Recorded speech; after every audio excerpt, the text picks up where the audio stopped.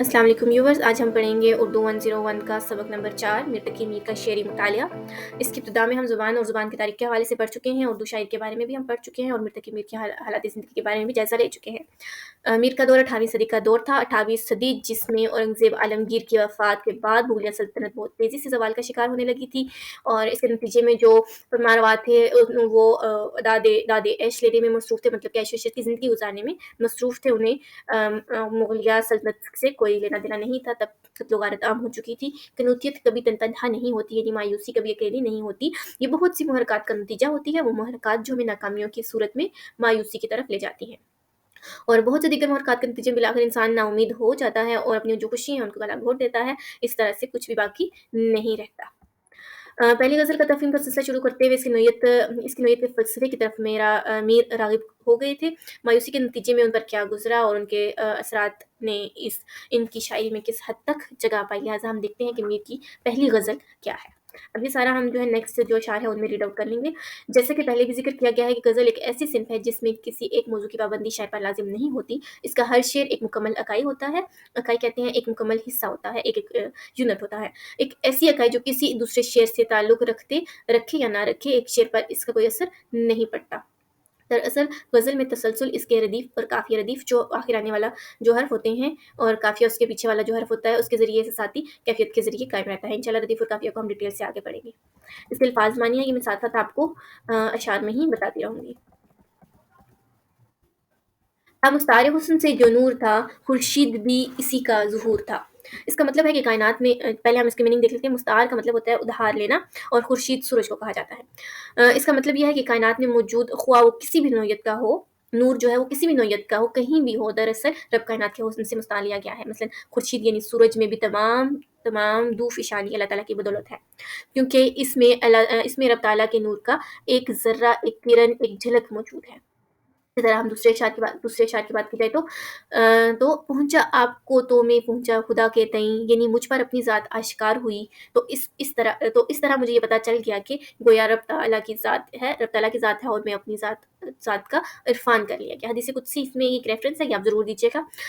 जिसने अपने नफ्स को पहचान लिया, गोया उसने अपने रब को पहचान लिया। और जो ये फ़लसफ़ा है, इसको फ़लसफ़ाए वहदतुल वजूद भी कहा जाता है। वो फ़लसफ़ा जिसके मुताबिक ये ख़्याल करते हैं कि कायनात में दुई का तस्वुर नहीं है।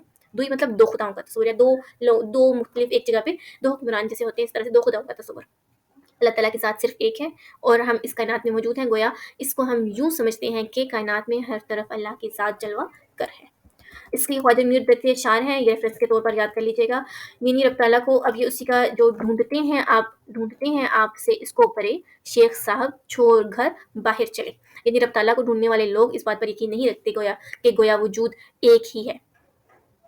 वो अपने से दूर रब को तलाश करते हैं। इस तरह अल्लामा इक़बाल का भी यहाँ पे एक शेर है, इसको भी रीड कर लीजिएगा।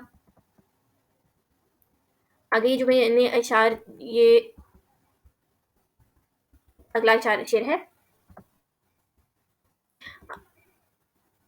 आतिश बुलंद दिल की न थी वरना ए कलीम, यक शोलाए बर्क़ ख़र्म सद कोहे तूर था। आतिश कहते हैं आग को, बुलंद ऊँची, ठीक है? कलीम जो है हज़रत मूसा अलैहिस्सलाम की तरफ इशारा किया गया है। यक शोला एक शोला, बर्क़ कहते हैं बिजली को और ख़रमन कहते हैं खलियान को और को पहाड़ को और तूर कोहे तूर मतलब जो कोहे तूर है, पहाड़ है तूर का, उसके बारे में। यानी ए मूसा तेरे दिल की आग तेरे जज़्बात की हिद्दत व शिद्दत मुकम्मल नहीं थी, वगरना दिल उन जज़्बात का हामिल है कि दिल वो जज़्बा रखता है जो एक तो क्या सैकड़ों तूर के पहाड़ों को इस तरह खाकस्तर कहते हैं उसको, बिल्कुल ज़मीन बोस हो जाना या फिर उसको ख़त्म कर देने की सलाहियत रखता है। जो कि एक खलियान यानी खलियान कहते हैं खेत को, की मानिंद बिजली की एक बूँद से खाकस्तर होकर बिल्कुल रेज़ा-रेज़ा हो जाती है। यानी दिल इस कदर ताकतवर है, जज़्बात इस कदर हिद्दत से भरपूर हैं कि इंसानी एहसास इस कदर मज़बूत और मौसर है कि एक तूर तो क्या सैकड़ों तूर के पहाड़ को जलाकर खाकस्तर कर देने की सलाहियत रखता है। हमें सोचना चाहिए कि हम अपनी ज़ात पर गौर करें, अपनी हकीकत का इदराक करें और जज़्बाए इश्क को शार करें। इस जज़्बाए इश्क को इख्तियार करें जो इंसान वक़्तन अल्लाह के इस कदर करीब कर देता है, वाक़िअतन अल्लाह के इस कदर करीब कर देता है कि इस कदर अल्लाह और बंदे के ताल्लुक़ को मज़बूत कर देता है, मनो तो की कैफ़ियत या फिर इसकी ज़रूरत ही नहीं रहती। ٹھیک ہے، کہ اللہ تعالیٰ کا جو وحدیت کا جذبہ ہے وہ عشق اللہ تعالیٰ سے اتنا ہونا چاہیے کہ اللہ تعالیٰ اور بندے کے درمیان کوئی پردہ نہ رہے۔ مجلس میں رات ایک تیرے پر توے بغیر، کیا شمع کیا پتنگ ہر ایک بے حضور تھا۔ اس کی تشریح دیکھتے ہیں۔ اس کے بعد اگر ہم بات کریں اگلے شعر کے حوالے سے، تو یہ ایک روایتی شعر ہے۔ یہ اگر شعر آ جاتا ہے تو اس میں یہ پوچھ سکتے ہیں MCQs میں کہ یہ روایتی شعر ہے یا پھر غیر روایتی ہے، تو آپ اس کو وہاں پہ اس کو لکھ سکتے ہیں۔ غزل ایک روایتی موضوع جس میں شاعر معاملات عشق اور محبت کی بات کرتا ہے۔ میر اس شعر میں کہتے ہیں کہ رات مجلس میں ایک تیرے پر توے بغیر، کیا شعلہ کیا پتنگا ہر ایک بے حضور تھا، یعنی مجلس میں بزم میں ایک محبوب موجود نہیں تھا۔ اس کی عدم موجودگی کا نتیجہ یہ تھا کہ سب کے چہروں کی رونق اڑ گئی تھی، شمع ہو یا اس پر نثار ہونے والے پرندے سب بے حضور تھے، سب ایسی کیفیت میں تھے کہ جہاں انہیں اپنا وجود محسوس نہیں ہو رہا تھا۔ اگلا شعر دیکھتے ہیں۔ کل ایک پاؤں کا سائے سر پہ جو آ گیا، یکسر وہ استخوان شکستوں سے چور تھا، کہنے لگا دیکھ کر چل رہا بے خبر، میں بھی کبھو کسوں کا سر کا غرور تھا۔ اب دیکھیں کل ایک پاؤں کا سائے سر پہ جو تھا، یکسر استخوان کہتے ہیں ہڈی کو، شکستوں مطلب کہ بار بار شکست کھانا، مات ہونا، چور مطلب کہ ٹکڑے ٹکڑے ہو جانا، کبو کہتے ہیں کبھی کو، کسو کہتے ہیں کسی کو، ٹھیک ہے۔ اس شعر میں جہاں ہم فلسفہ حیات کے حوالے سے بات کرتے ہیں، وہیں دہلوی حالات کے حوالے سے بھی بات ہو سکتی ہے، کیونکہ زندگی کے بے ثباتی فنا کا یہ تصور جس کے تحت شاعر کہتا ہے کہ کل واقعہ کچھ ایسا گزرا کہ میرے پاؤں ایک کا سائے سر پر ایک الٹی کھوپڑی پر آ گیا۔ کاسائے سر کہتے ہیں الٹی کھوپڑی کو۔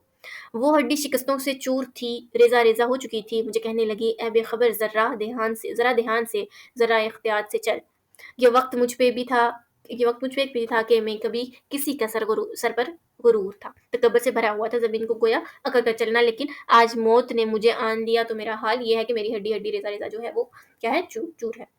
تو اس میں عام حالات زندگی کے بارے میں بات کی گئی ہے کہ جب ہم غرور یا تکبر کرتے ہیں تو ہماری موت کے بعد ہمیں اس کا حساب دینا پڑتا ہے۔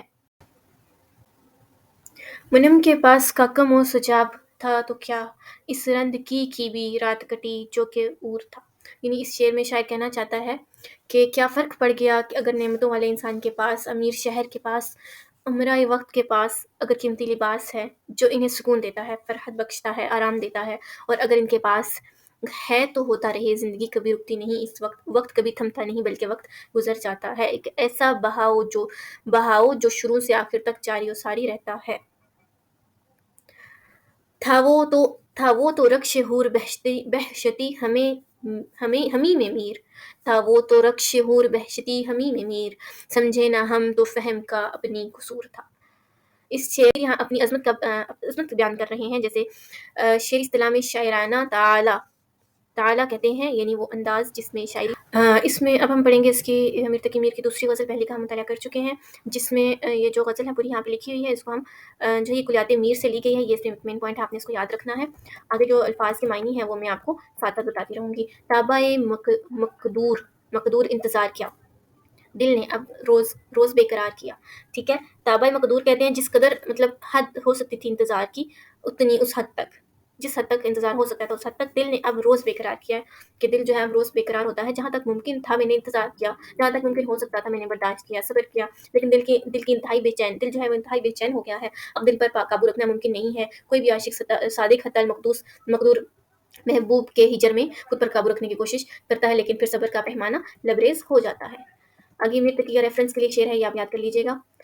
ہم فقیروں سے بے ادائی کیا، آن بیٹھے جو تم سے پیار کیا۔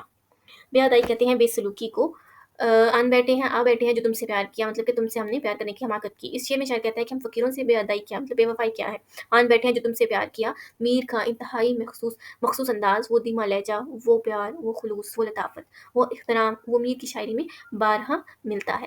اس شعر میں دیکھا جا سکتا ہے میر کہتے ہیں بھائی ہم فقیر لوگ ہیں، ہم کسی بھی دولت کو، دھن کو نہیں مانتے، ہم تو صرف پیار کے بھوکے ہیں، ہمیں پیار ملا تو ہم یہاں آ گئے، نہیں تو ٹھیک، اگر کوئی بھلا کر دے تو اس کا بھلا کر دے اس کا بھی بھلا، جو نہ بھلا کرے اس کا بھی بھلا، اور جو ان سے پیار کرتا ہے وہ ان کے پاس چلے جاتے ہیں، اور جو ان سے پیار نہیں کرتا ان سے کنارہ کشی کر لیتے ہیں، لیکن ان کو بددعا نہیں دیتے اور نہ ہی ان سے کوئی توقع رکھتے ہیں۔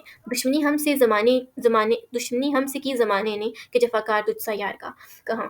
یہاں پہ جو ہے میر تقی میر اس بات کا اس بات کو ظاہر کریں بتا رہے ہیں کہ ہم سے زمانے نے دشمنی ہم سے زمانے نے کی کہ جفاکار تجھ سا یار کیا، یعنی زمانے نے ہم سے دشمنی کی، تجھ سا یار مجھ کو دیا. کہ اب یہ زمانے کے ذمہ پہ ڈال رہے ہیں کہ زمانے نے ہم کو تجھ سا یار دیا. وہ کہتے ہیں کہ تیرے جیسا جفاکار محبوب مجھے ملا، اس میں بھی زمانے کا قصور ہے. جفاکار کہتے ہیں بے وفا کو، اور زمانے کی کوئی سازش یا چال ہوگی، اس میں کوئی چال تھی. آگے ہے اکناوک تیری مرجگاں کے طائر صدرہ تک شکار کیا. یہ ایک انتہائی دلچسپ شعر ہے جس میں میر کہتے ہیں کہ ناوک نے ناوک جو ہے وہ کہتے ہیں تیر کو، طائر صدرہ کہتے ہیں بہت اونچائی پر اڑنے والے پرندے کو. کہ اکناوک نے تیری مرزگاں کے طائر صدرہ تک شکار کیا، یعنی تیری پلکوں کے تیر نے سدرۃ المنتہا کی بلندیوں تک اڑنے والے پرندے کو بھی شکار کر لیا. ایک طرف ایک روایتی انداز میں بات کریں تو ہم کہیں گے کہ میر اپنے محبوب کے حسن و جمال کی انتہائی مبالغہ انگیز انداز میں بیان کر رہے ہیں کہ اس نے اپنے جو محبوب ہے اس کے حسن و جمال کی تعریف کر رہے ہیں مبالغے کے ساتھ، مطلب بہت بڑھا چڑھا کے بات کر رہے ہیں کہ اس کی جو نظریں ہیں اس کو تیر سے تشبیہ دی جا رہی ہے، اور سدرۃ المنتہا کو جو ہے اس سے تشبیہ جو اونچائی ہے اس کو سدرۃ المنتہا سے تشبیہ دی جا رہی ہے.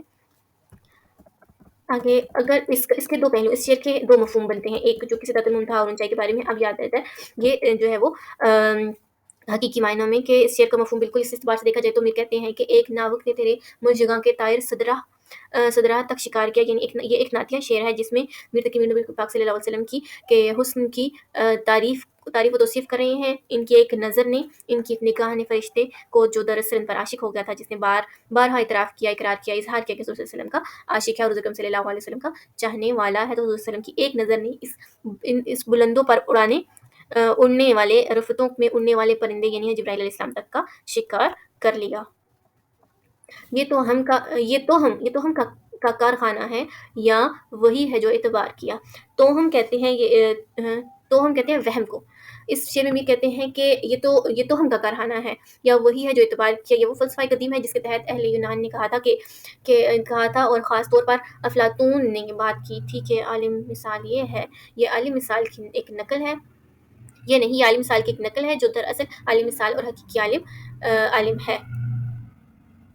اس میں بھی میر تقی میر کا ہی شعر جو ہے وہ ریفرنس کے طور پر لیا گیا تھا. مستعار حسن سے اس کے جو نور تھا، جو خورشید میں بھی اسی کا ذرائع ظہور تھا.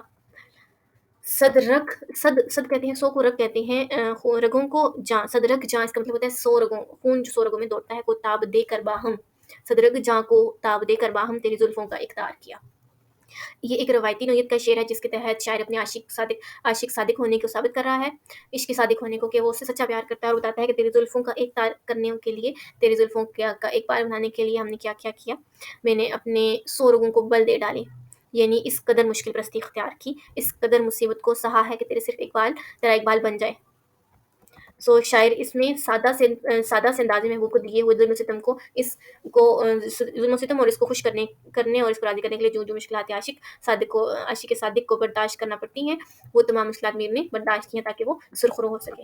سخت کافر تھا جس نے میر مذہب عشق اختیار کیا. اب یہ مقطع ہے، مقطع شعر کے آخری غزل، تصویر نظمیہ غزل کے آخری شعر کو، جس میں شاعر اپنا تخلص استعمال کرتا تھا. یہاں پہ انہوں نے میر جو ہے وہ تخلص استعمال کیا ہے، تو اس کو مقطع کہیں گے. عشق اس قدر سخت جذبہ، اس قدر گیری جو اس میں پائی جاتی ہے کہ انسان کو اس میں کوئی شک نہیں کہ کندن تو بنا دیتا ہے.